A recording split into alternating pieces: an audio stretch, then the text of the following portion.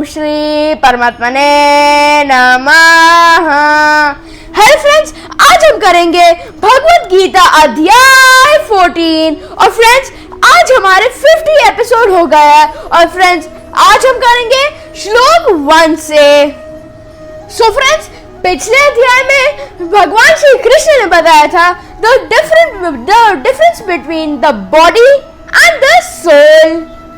अब इस अध्याय में भगवान हमारी बॉडी के बारे में बता रहे हैं। इसका मतलब है कि हर मनुष्य के अंदर अच्छाई और बुराई दोनों होती है। इस अध्याय में भगवान बता रहे हैं कि हर मनुष्य में 3 गुण होते हैं, सात्विक, राजसिक एंड तामसिक। जो अच्छे मनुष्य होते हैं उनमें सत्व अधिक होता है, रजस कम होता है और तमस नहीं होता। बुरे व्यक्ति में तमस सबसे अधिक होता है, फिर रजस होता है और सबसे कम थोड़ा सा सत्व होता है। These 3 guns are the basis of one's character. Peacefulness, morality, well-being are the virtues of the mode of goodness, which is sattvic gun.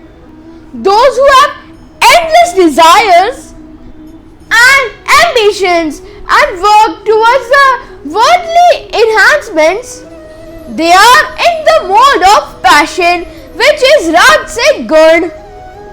And the third are tamasic, the mode of ignorance, who are full of laziness, intoxication and bad work.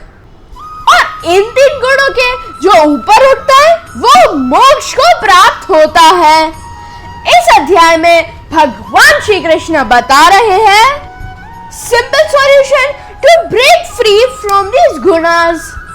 He says, Arjun, attach your mind with God and rise above the material energy.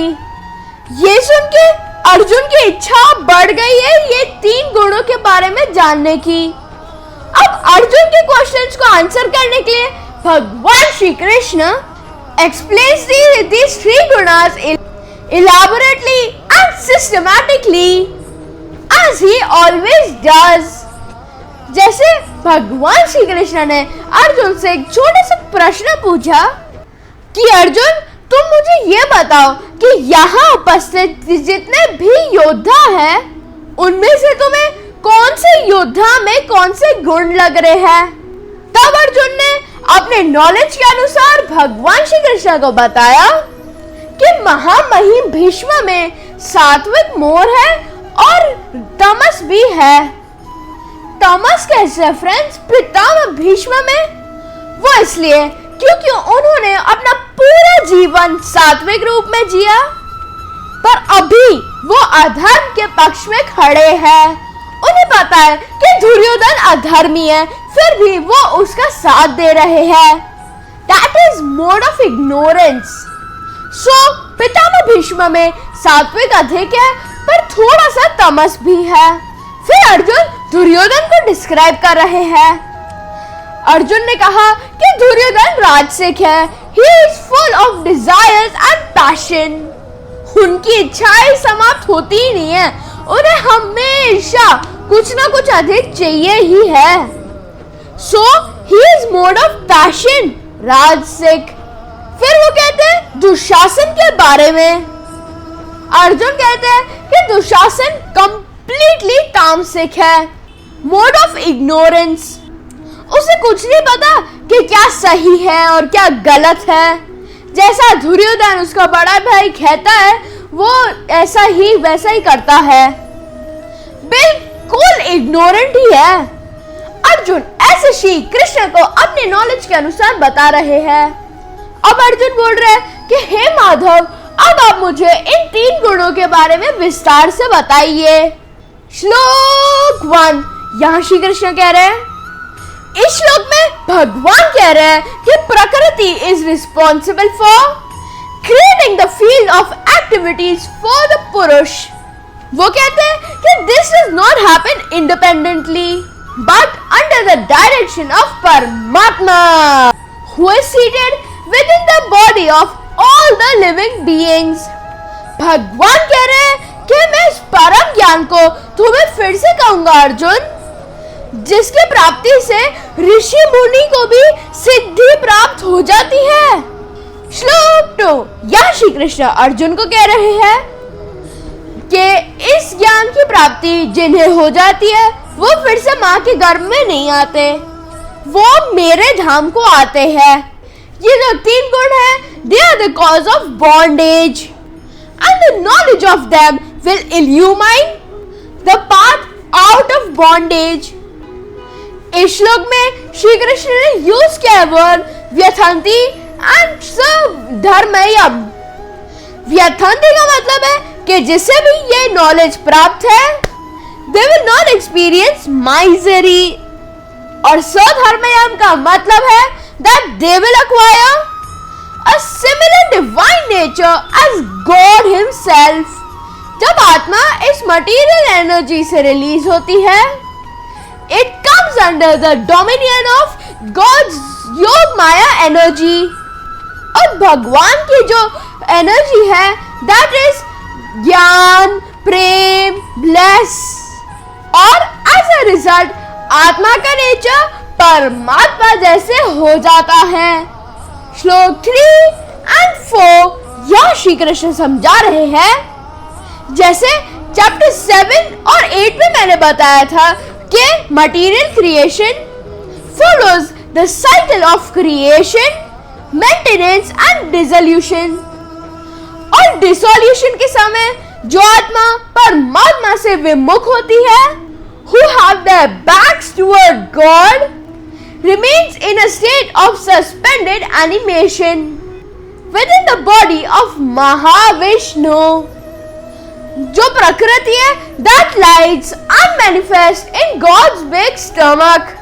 When God desires to activate the process of creation, he glances at Prakriti, also with the help of the secondary creator Brahma। Material energy creates various life forms, and then God casts the souls into appropriate bodies determined by their past karmas। परमात्मा कहते हैं कि प्रकृति गर्भ की तरह है और आत्मा जो है वो गर्भ में स्पर्म्स की तरह है। वो आत्मा को माँ के गर्भ में डाल के give birth to multitudes of living beings. भगवान वेद व्यास ने श्रीमद् भागवतम में कहा है, भौतिक ऊर्जा की गर्भ में परमात्मा आत्माओं को लगाते हैं, फिर आत्मा के कर्मों से इंस्पायर होके उनके लिए उपयुक्त जीवन को बनाने का कार्य करते हैं। वो सभी आत्माओं को भौतिक संसार में नहीं डालते, बल्कि केवल उन्हें जो विमुख है। श्लोक 5 ये सब समझाने के बाद कि सब ही जीव पुरुष और प्रकृति से पैदा हुए हैं, श्री कृष्ण अब अगले श्लोकों में बताते हैं कि प्रकृति आत्मा को कैसे बांधती है। हालांकि ये दिव्य है, शरीर के साथ इसकी पहचान इससे ties it to material nature. Material energy के 3 गुण होते हैं, mode of goodness, mode of passion and mode of ignorance. सत्वगुण, रजोगुण एंड तमोगुण। इसलिए प्रकृति से बने इस शरीर, मन और बुद्धि में ये तीनों गुण होते हैं। हर मनुष्य में ये तीनों गुण होते हैं। अच्छा, मैं आपको एक एग्जाम्पल देता हूँ। Consider the example of 3 color printing. If any one of the color is in access by the machine on the paper, then the picture acquires a hue of that color. जो colour अधिक होता है उस colour का उस paper पर अधिक प्रभाव होता है। इसलिए प्रकृति में 3 रंगों की स्याही है। प्रकृति has the ink of 3 colors and it is based upon the internal thought and the external circumstances or the past संस्कार और the other factors। इनमें से कोई एक या उनसे अधिक गुण create the person's personality। इसलिए आत्मा इन गुणों के प्रभाव से प्रभावित होती है। श्री कृष्ण अब जीवों पे इन गुणों के प्रभाव का वर्णन कर रहे हैं। श्लोक 6 श्री कृष्ण कह रहे हैं कि इन तीनों गुणों में से सत्वगुण सबसे प्योर है। Mode of goodness is purer than others. वो मनुष्य को आनंद और ज्ञान से भर देता है। इस श्लोक में वर्ड यूज किए हैं प्रकाशकम एंड अनम्यम। प्रकाशकम का मतलब है इल्यूमिनेटिंग, अनम्यम का मतलब है healthy and full of well being. It also means a peaceful quality. A person who doesn't have any pain, uncomfort or misery has a mode of goodness. It makes a person calm, satisfied and charitable, compassionate and helpful. जैसे मैं आपको एक example देता हूँ friends. एक व्यक्ति एक जंगल से जा रहा था। वहां पे कुछ रॉबर्स ने उसे लूट लिया। एक रॉबर कहता है कि इसको मारो, इसका सामान सब लेके और भाग चलो। दूसरा कहता है कि मारने की क्या आवश्यकता है, इसको सिर्फ बेहोश कर लो और इसके सामान को ले लो। और जब उसका सामान ले लेते हैं, तीसरा सोचता है कि इस मनुष्य ने तो हमारा कुछ नहीं बिगाड़ा। वो उस व्यक्ति को जंगल के बाहर लेकर जाकर कहता है कि यहाँ से गाड़ी ले लेना और अपने घर चले जाना। देखा आपने फ्रेंड्स, इन तीनों रॉबर्स में ये तीन गुण है। एक को चाहिए था कि इसको मार काट दो और इसका सामान ले लो, that is mode of ignorance, तामसिक। दूसरा था जिसको सिर्फ पैसों से ही प्यार था, उसको व्यक्ति को मारना नहीं था, that was mode of passion, राजसिक। तीसरा सात्विक था, क्योंकि उसे उस मनुष्य की चिंता हो रही थी। उसने उस मनुष्य को अपने घर जाने का रास्ता बताया। पर जो सत्व गुण वाला व्यक्ति है वो भी इस मटेरियल एनर्जी का हिस्सा है। हमें इन तीनों गुणों से ऊपर बढ़ना चाहिए और भगवान की भक्ति करनी चाहिए। पर मटेरियल वर्ल्ड में सत्व गुण सबसे बेस्ट है। हमें हमेशा अच्छे कार्य करने चाहिए और किसी को हर्ट नहीं करना चाहिए। श्लोक 7 यहाँ श्री कृष्ण रजोगुण की बात कर रहे हैं।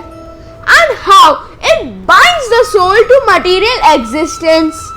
Mode of passion में, राजसिक गुण में मनुष्य is influenced by prestige, career, status, family.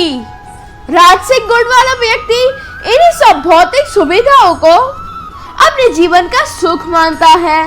Mode of passion से डिजायर्स इंक्रीज होती है और डिजायर पूरी ना होने पे क्रोध बढ़ता है। और इससे बाहर निकलने का जो तरीका है that is karma yoga, that is to begin offering the result of one's activity to God. This creates detachment from the world and pacifies the effect of Rajogun. श्लोक 8 भगवान श्री कृष्ण यहाँ तमोगुण की बात कर रहे हैं। तमोगुण इज ऑपोजिट ऑफ सत्वगुण। जो तमोगुण वाला व्यक्ति है उससे गलत कार्य करने में आनंद आता है, उसे बहुत सोने में आनंद आता है, उसे गैम्बलिंग में आनंद आता है। और तमोगुण वाले व्यक्ति को यह भी नहीं पता होता कि क्या सही है और क्या गलत। वो हर कार्य को उनके अनुसार सही मानते हैं। इस तरह से जो तमोगुण वाले व्यक्ति है they go deeper into the darkness of ignorance. आजकल की लाइफ में तमोगुण वाले व्यक्ति अधिक है, गलत कार्य तो करते हैं पर उन्हें लगता है कि वो सही है। जैसे आजकल चला है फ्रीडम ऑफ स्पीच। श्लोक 9 श्री कृष्ण कह रहे हैं कि सत्वगुण आनंद से भरा होता है, रजोगुण कर्म से बांधता है और तमोगुण ज्ञान को भी ढक देता है। सत्वगुण में मनुष्य अच्छे कार्य करता है और ज्ञान प्राप्त करता है, पर कभी कभी तो उन्हें अपने ज्ञान पर घमंड हो जाता है एंड दे गो इनटू रजस गुण। रजस गुण वाले व्यक्ति को सिर्फ वर्ल्डली प्लेजर ही अच्छे लगते हैं। They are attached with material desires. और तमोगुण वाले व्यक्ति तो इग्नोरेंट होते हैं। उन्हें तो कभी कभी पता होता है कि कार्य गलत है, फिर भी वो गलत कार्य करते हैं। जैसे मैं आपको एक एग्जाम्पल देता हूँ। एक सिगरेट के पैकेट में लिखा होता है कि cigarette smoking is injurious to health. उस पे गंदी सी फोटो भी बनी होती है, बट स्मोकर्स ये देखते हैं, पढ़ते हैं, but since they are ignorant, they ignore everything and enjoy the smoke. Like someone jokingly said, a cigarette is a pipe with a fire at one end and fuel on the other end. That is the influence of tamogun.